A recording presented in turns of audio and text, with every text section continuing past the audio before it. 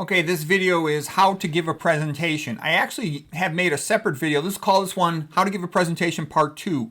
I previously made another one, and I'm going to go through some different stuff on this one. This is going to be a longer presentation. So the first step is hydrate before you orate. This really only applies to longer presentations. Like if I'm going to give a lecture that's going to go an hour or more, over an hour, then I'll try to do this, especially if it's going to be a 2-hour, 3-hour lecture. Okay, beet juice. It doesn't have to be this brand of beet juice. I just happen to like this one. I think it tastes better than the other ones, but the other ones are just fine. They've had bicycle racers in time trials, and they perform better after having beet juice. You should drink it about an hour and a half or 2 hours before the talk, because that way your blood glucose level will be optimal by the time the talk starts, in about an hour and a half, 2 hours. Also, it only lasts about 4 or 5 hours, so you don't want to drink it too early. So that's 32 ounces. I'll just guzzle that down. And then I'll chase it with Fiji water, like 16 ounces.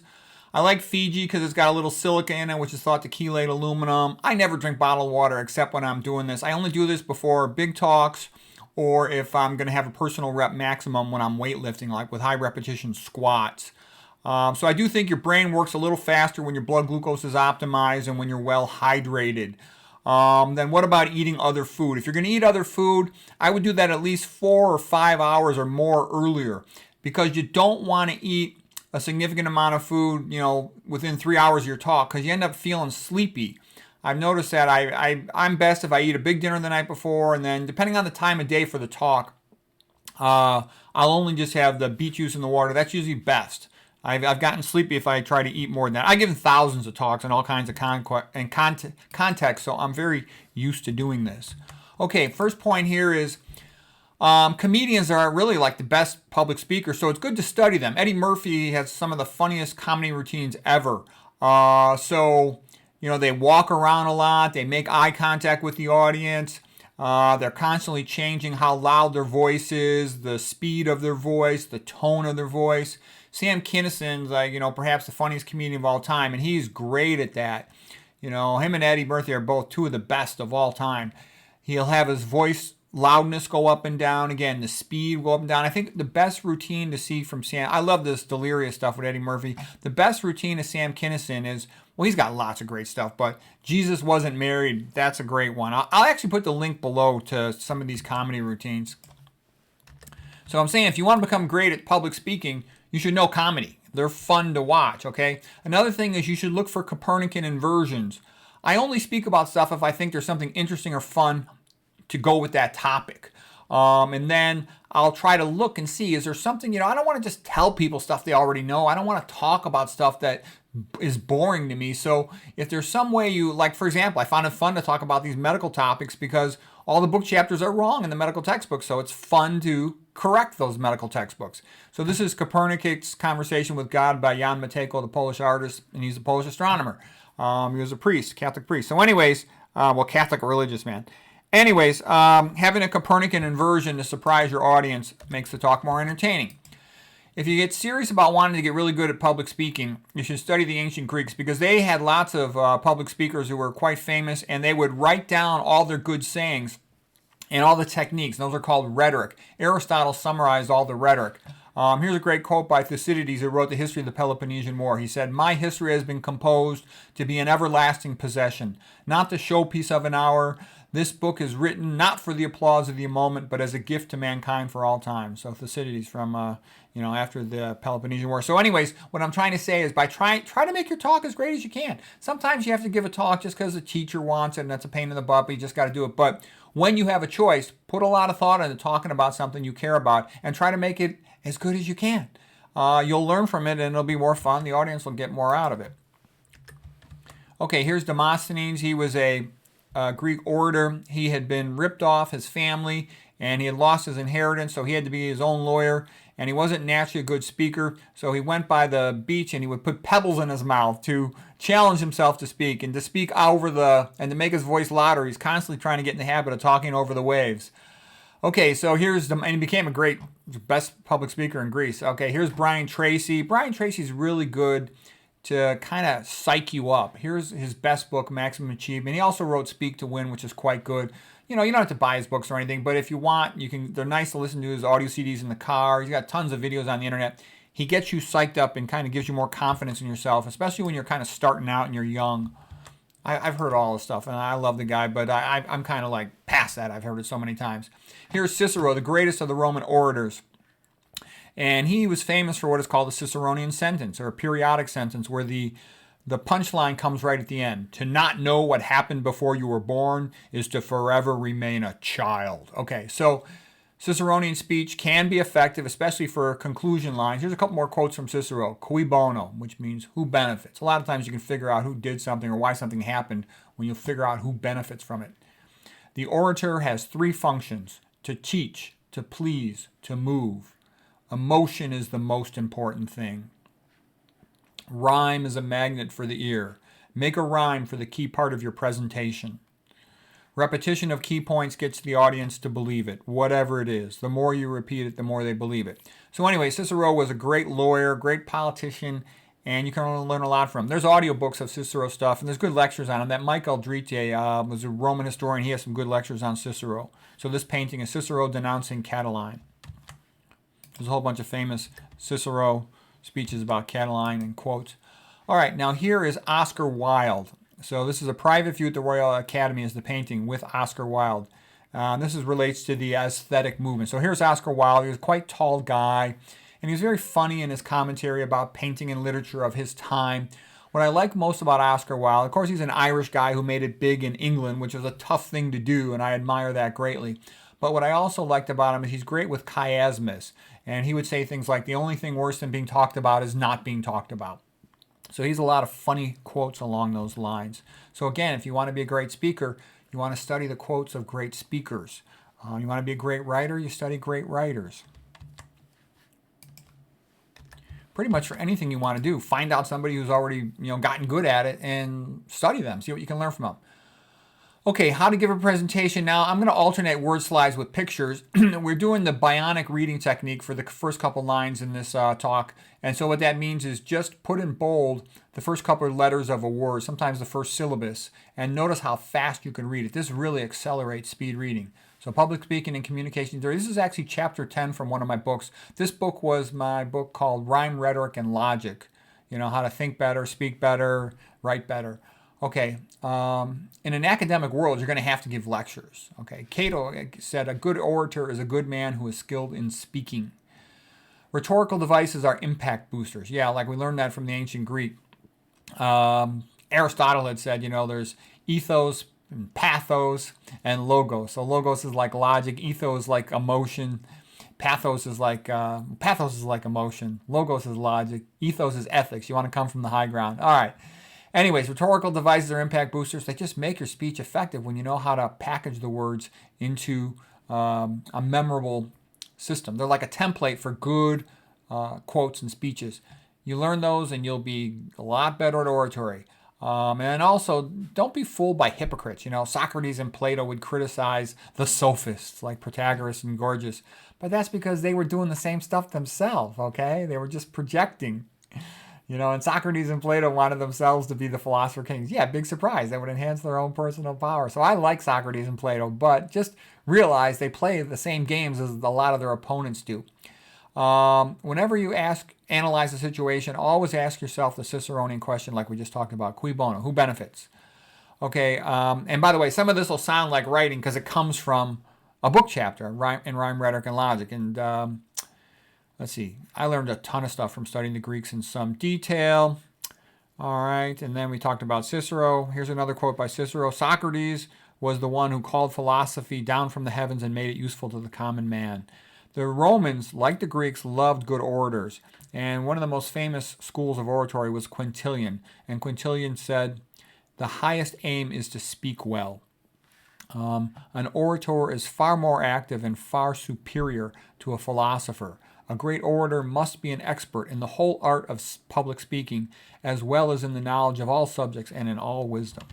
So the point I'm making is those ancients knew a lot more than we do in a lot of things. They made it a point to be great at memorization and great at public speaking. That's effective education. So it's a lot of times good to use quotes from the Bible because they resonate emotionally. Most modern people and academics, they suck. They've allowed themselves to get dragged into this boring style. People like it when you make rhymes and jokes and you have, quotes from the Bible that are relevant. They can be a metaphor to whatever you're talking about. It just resonates with people. Rhetoric catches the ear. It's like putting nicotine in a cigarette. It just adds a boost to it, an impact to it. Okay, you're going to have to persuade people all your life for everything, for jobs, for business, for sales, for getting a date, for negotiating with your family. So you want to get good at it. Okay, there's another guy, Bill McGowan. He has a real good book on public speaking. I really liked his book. I think that was available in audio version as well. I've always liked public speaking. It brings out the best in me. A lot of times I'm bored. I spend a lot of time by myself, working all the time and studying all the time. So getting to speak is fun. It's nice. Choose a topic that you are enthusiastic about. We talked about how that's so important. W.B. Yeats says a speaker becomes more convincing not so much by his force of reasoning, but because he shows enthusiasm, makes us enthusiastic about the subject too. Ralph Waldo Emerson emphasizes enthusiasm. And sometimes if you don't speak about what you're told to speak about, sometimes it'll be good. You'll go with whatever they want you to. But I've had plenty of times where I refuse to speak what I'm told to speak about because that's boring. I've even gotten bad grades in medical rotations because of that. I always just ignored it. I had confidence in myself. I didn't care what somebody told me to do.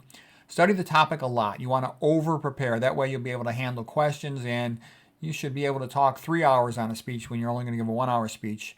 And then people will see that you sort of titrated the material to just give them the good stuff. Okay, here's Jonathan Swift, the great Irish writer. He said, "Is the first rule of oratory that a man must be such as he would persuade others to be, and that can be accomplished only by the force of his life." Yeah, you should know it. You should feel it in your gut, viscerally, if you're going to be talking about it, in a confident way. Try to come up with good metaphors. If you can, try to come up with pictures and drawings, all that stuff. People like it better, and they'll just remember it. Okay, here's a great painting. This is by Arnold Freeberg, painting of the Ten Commandments. He was the illustrator for the movie The Ten Commandments by Cecil DeMille was the director. Charlton Heston was Moses in the movie. And what I'm also getting at with this is biblical thinking. Modern world is kind of pussified and wimpified and dried out. And like I said, academics suck. They're a bunch of chicken shits. They don't ever have strong opinions, and they're always wimpy and half-assed. And so what I'm trying to say is if you want to be good, don't be that way. Speak biblically, talk biblically, in extremes, in absolutes. That's more useful to people. As long as it applies, do it. It's better.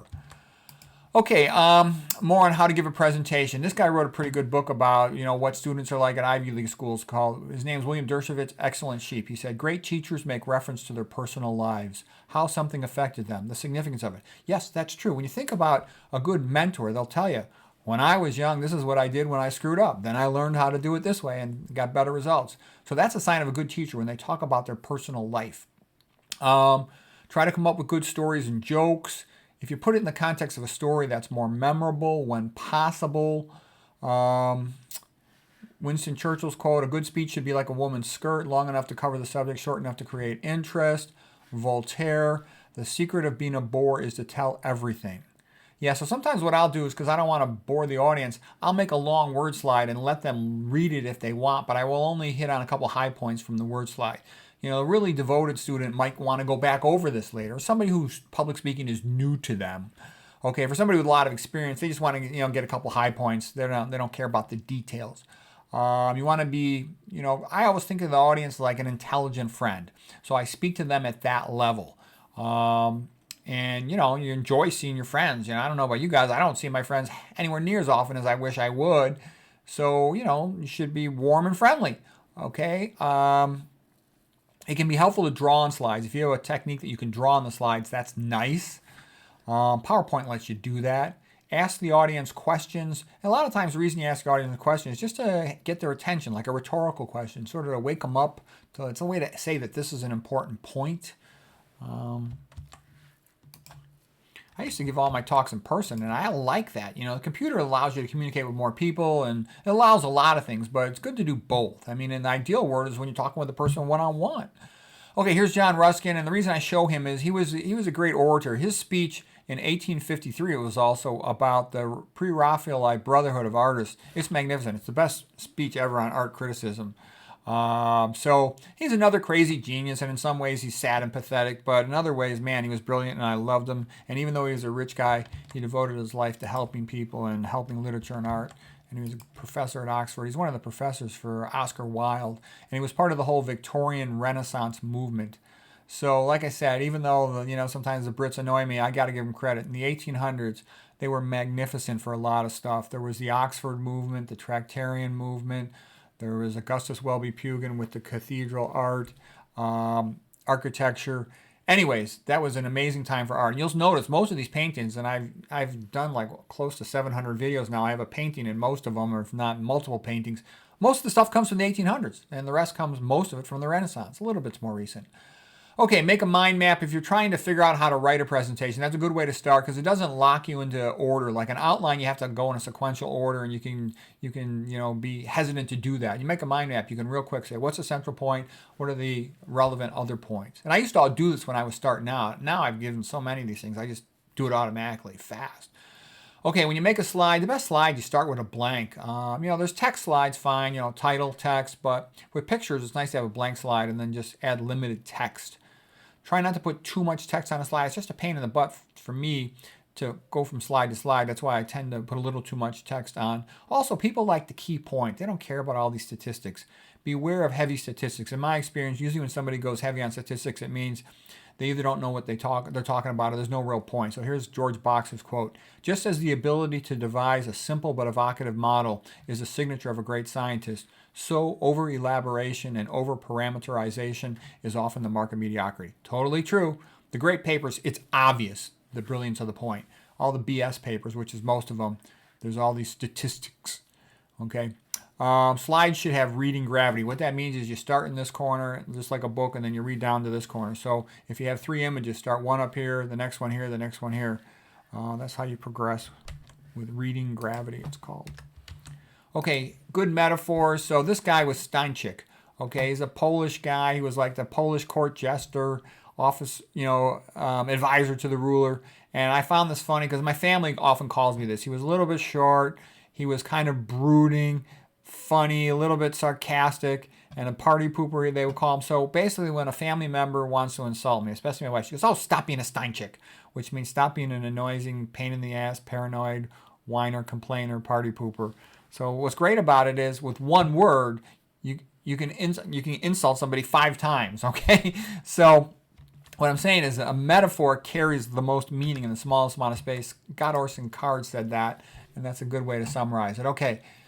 You can play around with contrast by using different fonts or making the fonts different colors, make some bigger, make some bold. Here's different colors. A lot of times what I'll do is I'll highlight negative things in red, neutral things in green. I'll use positive, green for positive things, yellow for neutral things, or whatever it seems. Sometimes I'll go by countries. I think of Greece and France as blue. So I'll use blue highlighter for those things to remind myself and the audience as well.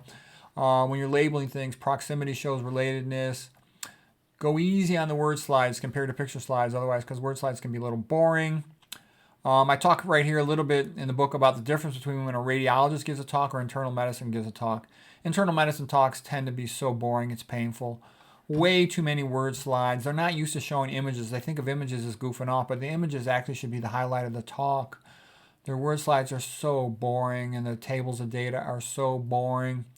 Also, a lot of the advice you get from standard books and stuff, they're wrong. They say, tell the audience what you're going to tell them again, tell them again. No, that's boring. You don't talk that way to a friend, so you shouldn't talk that way to an audience. And don't start out with, typical boring ass talk. They start out with like their agenda and they go through every detail, their outline. Nobody cares. Just what's the main point and then get to it. Like I said, talk to the audience like an intelligent friend. If a person doesn't quite get it, give them moments to catch up, but they can always watch it, 2 or 3 times on the internet if it's really that new to them. Okay, opening can be a comparison. The opener should be something good, something special, something different. What you're doing is you're setting the tone for the talk. You want the audience to know this is going to be good stuff, fun stuff, not the same old boring crap that you hear all the time. This is not. If you show the same old boring stuff, then you look like a lightweight or a self-centered blowhard. You don't want to do that. You want to go right to something good on the first page. That's a sign that you know what you're doing. Also, the great themes, they work, okay? Charles Dickens, the reason why Christmas Carol is the best novel ever written is because the theme of redemption. Everybody's screwed up in their life and wants to redeem themselves and loves to see people overcoming obstacles. So that's pretty standard stuff for being entertaining and useful to an audience. Don't be like a college professor. Most college professors suck. I talk to college students and they tell me how bad their professors suck.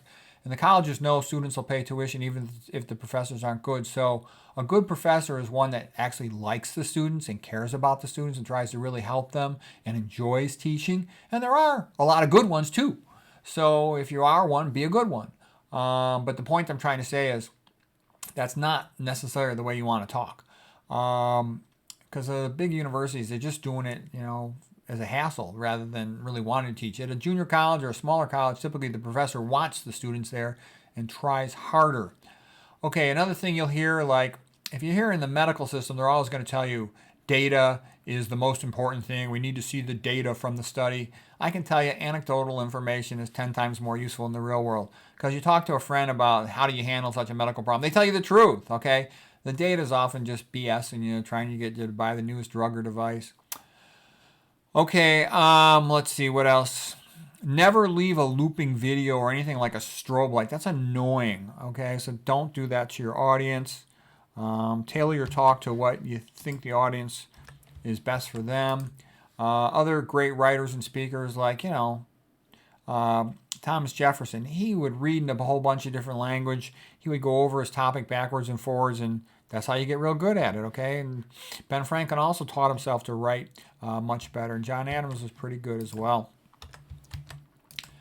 Okay, how to give a presentation. Never criticize anyone in the audience if you're doing it in person, because I spent my life around a lot of pretty rough people, wrestlers, wrestling coaches, and surgeons. A lot of surgeons were very insulting. And I could handle it. I kind of liked it because I was used to being around that type of personality, but I know a lot of people really don't like it. So I'd suggest don't be that way unless you're around other surgeons or wrestlers. Like I one time asked my senior surgery resident some stupid question, and he said, "Where did you go to medical school?" I told him, and he said, "I wouldn't wipe my ass with that diploma." So that would be a typical way that senior surgeons would talk. And I always thought that kind of stuff was funny, but a lot of people don't like that kind of stuff. So I'd be careful with it unless you know the person pretty well. Go early to make sure the equipment works, whatever it is, in person or computer talk. Again, study comedians. I would listen to comedy CDs of Rodney Dangerfield, Sam Kinison, Eddie Murphy, Chris Rock while I was driving to go give a lecture because that would put me in a fun mood. And that's a good mood for being a public speaker. If you don't have that, the next best thing is something like Brian Tracy. And Brian Tracy's really good, but he's boring compared to those guys. I mean, I like him a lot, but I'm just saying, if you want to have fun, you're going to be telling jokes too. A talk is a dialogue. We talk like that with the audience. Okay. Earn the right to give your talk. So the reason why Sir Galahad could get the Holy Grail is because he had paid his dues and he hadn't, screwed off like Lancelot was fooling around with Guinevere and he disqualified himself from the Holy Grail. So what I'm saying is pay your dues. And actually, I meant to put the slide of my wrestling coach, Mark Schultz. And what I get from that was he would be quiet for like an entire week or two before a big tournament. And he was just saving all his energy for the talk. So what I'm trying to say is save your energy for the talk, okay? Get your rest the night before, go to bed early, and be ready. Have it. It's your game day when you're giving a big talk, okay?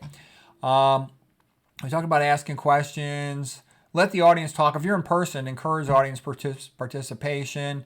If you're in person, bring some props, stuff to show the audience. That makes it more entertaining. Sometimes that's an excuse to walk around and sort of get to know people a little bit. Talk about stuff the way it really happens. Be honest about problems. So a junior talker, like a young person trying to make a good impression, has to be kind of a little bit, careful and stick to the script, so to speak. But a real good older speaker, they can talk about stuff that's happened in their life, talk about when they made mistakes, and we'll learn a lot from that. Whenever you're lucky enough to get one of these old speakers who tells you the truth about all their screw-ups, you learn from that. Okay, I'm just saying symbolism, different colors, all this stuff is really nice. I like the three colors of Christianity, white for faith, green for hope, red for love, and the symbolism in the pictures. I like using paintings in my talks. Like visuals better. Drawings are great. Here's Frank Smith. He wrote a great book called Insult to Intelligence. He actually wrote a couple of really good books. I like him a lot. He's one of my favorite educational authors. So here's some quotes from him. Thought flows in terms of stories. Stories about events, people, intentions. The best teachers are the best storytellers. We learn from stories. Without stories, things are boring. Scientists like stories too. They call them theories. Okay, so anyways, that's Frank Smith. I think I gave a lecture about him before. He's a great educational thinker and writer. Okay, Ayn Rand's quote, art is the concretization of metaphysics. When you give a talk, what you include is you're showing what you value, what's important. When you show a painting, same thing. So what the artist values. That's an important point. Art is a concretization of metaphysics. So a picture, a drawing is a concretization of what you think is important. The best way to understanding is a few good examples. Isaac Newton. Sorry about the dog howling there. This came from the movie about Patton. This was George C. Scott. He gave a great speech. And again, if you want to be a good speaker, watch other speakers and you'll learn. John F. Kennedy was a great speaker. Watch him. Ronald Reagan was a great speaker. Ronald Reagan became demented with Alzheimer's after he got shot by John Hinckley, and I think it's because he had hypotension. This theory, I learned this idea from Della Torre. Okay, we're almost done here. Sorry about the dogs. End the talk on a high note. You should have a big closing, entertaining thing. It can be like the fireworks, the grand finale, or something special, something memorable, a picture, a slogan, a call to action, a reminder of the ways a person can change their behavior to get better results, but something enthusiastic with energy in it. That's a better closer for a talk. That a lot of times is what they're going to remember best. Okay, I love the School of Athens, and there's a whole bunch of famous speakers in here, like we talked about, Aristotle, Plato, Socrates, and whatnot. Okay, Roger Ailes wrote a book. He was a famous producer for a TV show. The most important thing is to be likable, and that depends on the context if you're being interviewed on TV, but I think that that's a good thing to be. If you're talking to somebody who you have to present something to and they've done something good, let them know. Show them you appreciate them and you recognize their achievement. People like that. Look your best. You're more persuasive when you look like you got your act together. You're in shape. You're thin. You've been exercising. You're well groomed. Like I said, go to bed early the night before. Get your sleep so you got energy when you're talking, and then do the whole beet juice and water for the big talks. Get some sunshine, a little suntan. You look a little healthier. It looks like you get outdoors. Dress well. It's respect for the audience and yourself. I don't go outside my house, to the store, even if I'm not dressed, typically with a tie. I think that's a good habit. I know how people treat me. I've worn a T-shirt in the past to go to the store. People treat you like you're a bum. On the other hand, you show up, always wearing a tie and a nice shirt. You just get treated with more respect. And the other thing, what I also said too is I can usually figure guys out in 5 seconds. I talk to a guy 5 seconds, I can tell if he's an idiot or if he knows what he's talking about. But with women, it's harder to figure them out for me. I just don't understand women as well as men. Okay, good posture, open body language is more friendly. All right, if you're standing, you should have your hands apart, at about your waist or your rib cage. That's called the truth plane for giving a speak. There's good lectures online about all this body language stuff. And again, for a lot of people, that just comes natural. I had to sort of reteach myself. I spent so much time alone studying college and med school that I had to almost like relearn these things. These are just theories of communication, Claude Shannon's conduit metaphor. If you want, you can read these things. They become useful for communication. I'll maybe go over some of this more in my psychology lectures, or maybe I'll give a communication lecture. This stuff's good to know. And all these theories of rhetoric and persuasion, basically have common ground. You have to get into the mind of the audience to some extent with certain persuasion things, and you have to really establish common ground, otherwise they won't be able to relate to you. Okay, Carl Rogers is good. Again, this is more psychology, because in this book chapter I was writing about psychology and communication as well as presentations. So all the theories, the major theories of communications are summarized in there. If anybody wants to, they can read over that. Then again, like I said on the talks, if your primary goal is to help the audience, like you're an old guy, like me right now, I'm an old guy, okay, so I don't really care. There's nothing at stake with these talks. I'll tell you the truth, and I'll tell you about screw-ups and mistakes I've made. On the other hand, a young guy trying to get promoted, trying to get tenure, trying to rise in a formal medical department, they should be real formal. because that works well. I've seen guys who are literally kind of stupid and they maintain this behavior pattern and it worked really well, relatively well for them, okay? On the other hand, the guys who are great, the best, they talk open, they tell you about their screw-ups, and they're actually my favorite speakers. You look at some old guy, he's going to tell you the truth, tell you what happened. He knows the history. He's made all the mistakes. Those are the best talks. Like you go to a radiology talk and the speaker's up there. Yeah, we thought it was just arthritis, but it turned out to be infection. We screwed up. We should have gotten an MRI earlier. Okay, that's useful information. Okay, be comfortable, because if you're comfortable with your clothing, you'll be more natural with your body language. Go to the bathroom before your talk so you're not, holding it during your talk, okay? All right, and here's a great speaker, and he's got a lot of good parables. Parables help too. So anyways, that's the end of the talk. Hope that was helpful.